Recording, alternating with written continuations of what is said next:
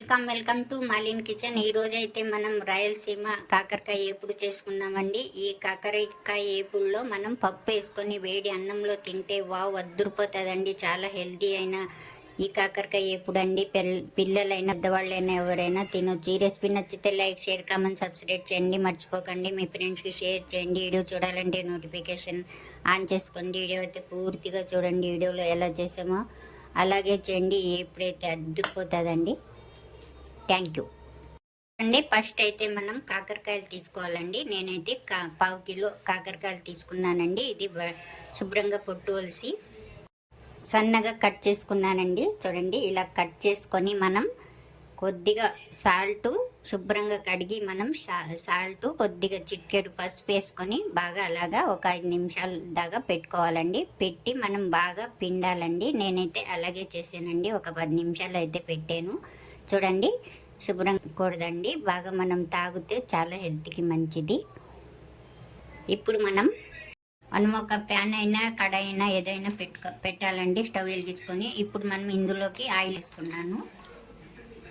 నూనె కొద్దిగా ఏడెక్కాలండి. మనం కొద్దిగా నూనె ఎక్కువ ఉంటేనే బాగుంటుంది.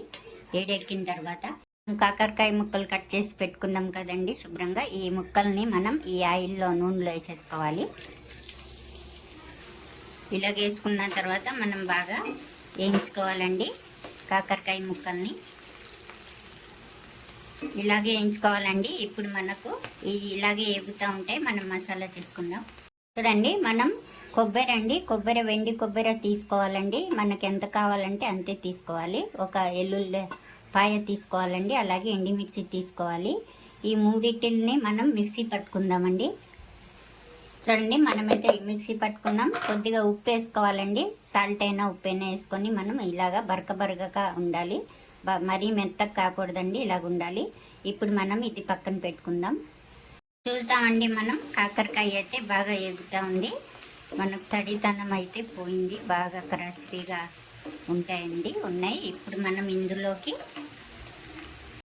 అలాగే మనం 2 ఉల్లిపాయలు అండి, పెద్ద సైజు ఉల్లిపాయలే కట్ చేసుకున్నాను. ఈ ఉల్లిపాయ ముక్కల్ని మనం ఈ కాకరకాయలు వేసేసుకోవాలి. వేసుకొని ఇది కూడా మనం ఈ 2 కలిపి బాగా వేయించుకోవాలి. ఉల్లిపాయలు వేసిన తర్వాత మరీ ఎక్కువ ఏం అవసరం లేదండి. ఇలా బాగా ఉల్లిపాయలు మగ్గితే చాలు. ఇప్పుడు మనం ఏం చేయాలంటే మనం మిక్సీ పట్టుకున్నాం కదండి, ఈ పొడిని మనం ఇప్పుడు ఇందులో వేసుకోవాలి. ఎంత వేసుకుంటే అంత వేసుకోవాలండి.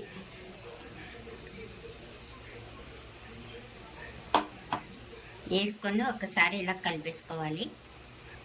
మళ్ళీ కొద్దిగా వేసుకుంటున్నానండి. సరిపోయిందండి. ఒక్కసారి అయితే ఇలా కలిపేసుకుందాం. మనం ఉప్పు అయితే అందులో వేసుకున్నాం కదండి మిక్సీ జార్లో, అదే ఉప్పు సరిపోతుందండి. కొద్దిగా ఫస్ట్లో మనం కొంచెం వేసి పిండుతాం కదండి, అది ఇది కరెక్ట్గా సరిపోతుంది. ఏం అవసరం ఉండదు. ఇప్పుడైతే మనం స్టవ్ ఆఫ్ చేసుకుందామండి. స్టవ్ అయితే ఆఫ్ చేసేసుకున్నాం కదండి. ఇప్పుడు మనం ఇందులో ఇది పుటానాల పొడి అండి. పండ కదా ఏపీ జనప పుటానాల పొడి అండి. ఇది ఆప్షనల్ అండి. మనం